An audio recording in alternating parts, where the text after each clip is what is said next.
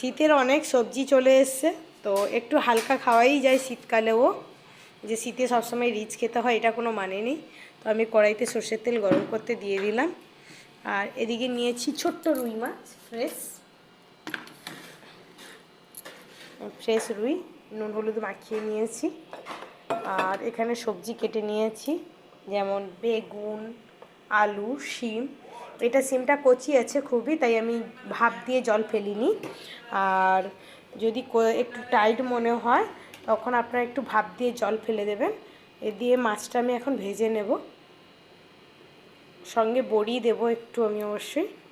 শীতের দিনে এই পাতলা ঝোল খুব ভালো লাগে খেতে সবার।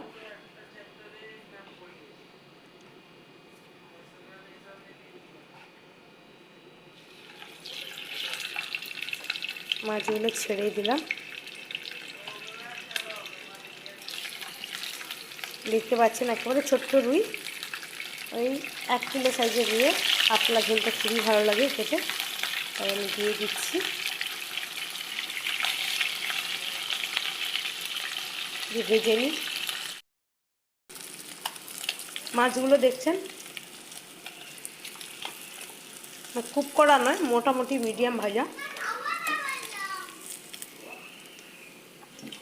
খুব কড়া করে যদি আমরা ভেজে দিই তখন দেখা যায় টেস্ট থাকে না, শুকনো হয়ে যায়। আমি বেগুনটা ভেজে তুলে নেব, আর সবজিগুলো এত ভাজবো না। বেগুনটা একটু নরম করে নেব ঢাকা দিয়ে।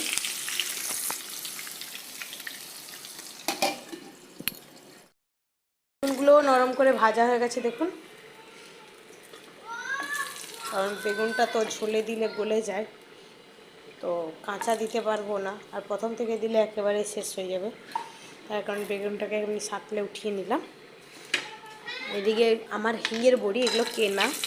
আগে অবশ্যই কেনা বড়ি খেতাম না, এই গত 2 বছর হতে যাচ্ছে আমাকে কেনা বড়ি খেতে হচ্ছে। এর আগে মা, ঠাম্মি সবাই মিলে বানাতো বাড়িতে, তো প্রতি বছর মেদিনীপুর থেকেই বড়ি আসতো। এবছর এই 2 বছর চলছে রানিং, কিনে খেতে হচ্ছে আমাদেরকে, না হলে আমরা বাড়ির বানানো বিড়ির ডালের বড়ি শীতকালেই দেওয়া হতো, তাই খেতাম। দিয়ে এগুলো তুলে নেব।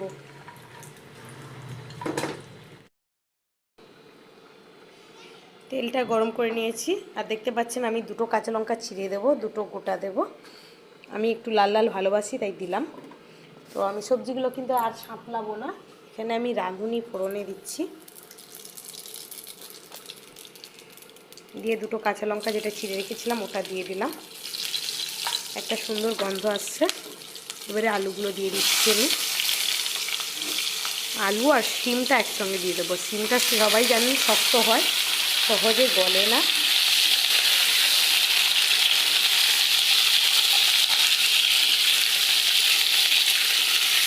এগুলো কিন্তু খুব একটা ভাজার দরকার নেই, বেগুনটা জাস্ট আমি নরম করার জন্য করলাম, না হলে সবজি শীতকালে ভাজারই দরকার নেই, জাস্ট সাঁতলে করে করলেই টেস্ট হয়।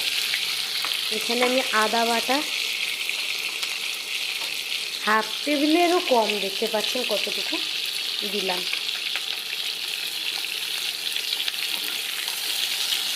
দিয়ে একটু ভালো করে ভেজে নেব। দিয়ে দিয়েছি জলের মধ্যে আর 1/2 চামচ জিরে ধনে বাটা দিয়ে আমি ভালো করে গুলিয়ে নেব। এখানে আমি কোনো লঙ্কা গুঁড়ো ইউজ করব না, পেটের জন্য খুবই ভালো, তার কারণে একটু সাঁতলে গেছে। এবারে এইটাকে দিয়ে আমি একটু কষিয়ে নেব, দিয়ে দিলাম। দিয়ে এবারে একটু ভালো করে এটার সঙ্গে কষিয়ে নেব ভালো করে। পাচ্ছেন ভালো করে মশলাটাকে কষিয়ে গেছে।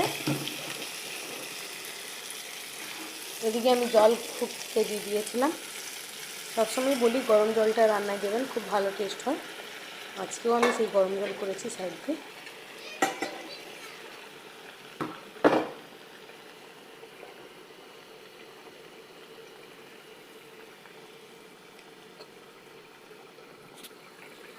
এবারে দিয়ে দেবো নুন, ছায়া করছে, টেস্ট অনুযায়ী যে যা।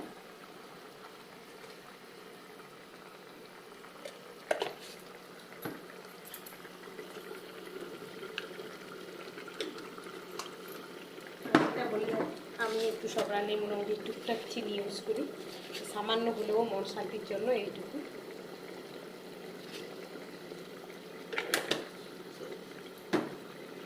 আমি এক্ষুনি মাছ ছাড়বো না, আর আমি মাছ বেশি ঝুলে ফোটানো পছন্দ করি না। আর আলু যেহেতু দিয়েছি, আলু একটু সেদ্ধ হওয়া পর্যন্ত ঢাকা দেবো। আলুটা দেখতে পাচ্ছেন সেদ্ধ হয়ে গেছে, ভেঙে গেছে। এই পর্যায়ে আমি মাছ, বড়ি আর বেগুন, এক হাতে ফোন ধরা আছে ওই জন্য আমি ধরে ঢেলে দিলাম, বুঝতেই পাচ্ছেন। দিয়ে এবারে আলু সেদ্ধ হয়েছে, মানে আলু একটু নরম না হলে আমার ভালো লাগে না, তো সেই কারণে আলুটা একটু সেদ্ধ হয়ে গেলেই আমি ছাড়ি। বেগুন, বড়ি, এবারে এগুলোকে আমি মিনিট 3 মতন ফোটাবো, জাল দেবো, দিলেই সফট হয়ে যাবে, বড়িও নরম হয়ে যাবে। এই দোকানের কেনা বড়ি তো খুব তাড়াতাড়ি নরম হয়ে যায়।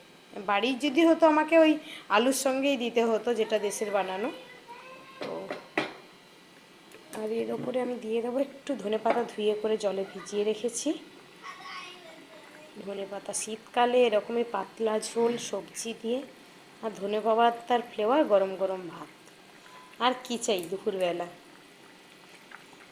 সঙ্গে একটা কিছু ভাজাভুজি হলেই চলবে, অত বেশি কিছু লাগবে না। এটাকে এমনিই সবজি আছে, ভেজিটেবলস অনেক কিছুই। দেখতে পাচ্ছেন কালারটা কত সুন্দর হয়েছে, আর হালকা ঝোল পুরো। বাচ্চারা বড়রা সবাই খুব ভালো খাবে। বন্ধ করে দিলাম গ্যাসটা।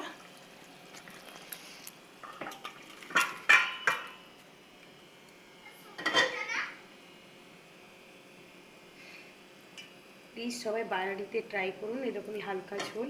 আর কেমন খেতে হচ্ছে বা ভালো লাগছে কি লাগছে না কমেন্ট করবেন প্লিজ।